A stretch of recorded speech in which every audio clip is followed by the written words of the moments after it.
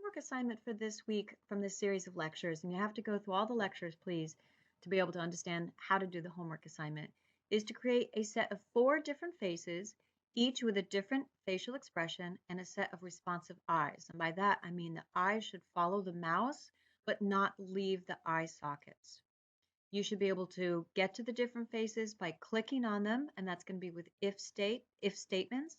And then once we get to the last face and we continue to click, it should cycle through and start over again.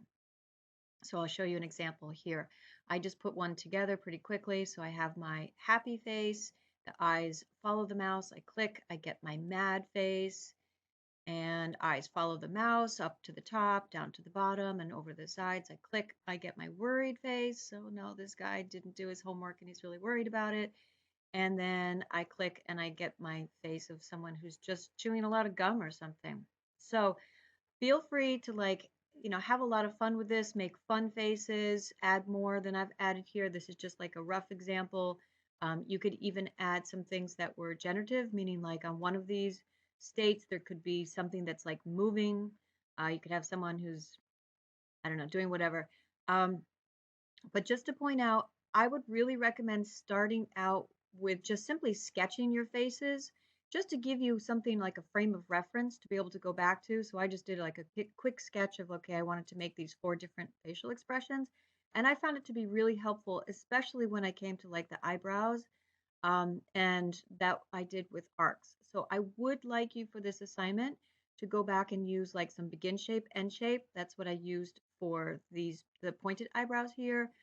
I used a lot of arcs. So these guys were like arcs. Some of the arcs were closed at the end, so you use cord. Some of them were without a fill. So remember, you can go back to the processing reference page and look up arcs and look at like the different options of how arcs can be displayed.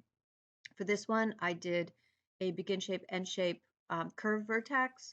So, just go back and the same thing for over here, use the different types of shapes that we've been talking about so far. So I don't want to see just circles, rectangles, and triangles, try to get into some of those other ones. Okay, so have fun with the project, make some funny different little faces. Make sure you go through all the different videos and let me know if you have any questions. Oh no, this guy's worried.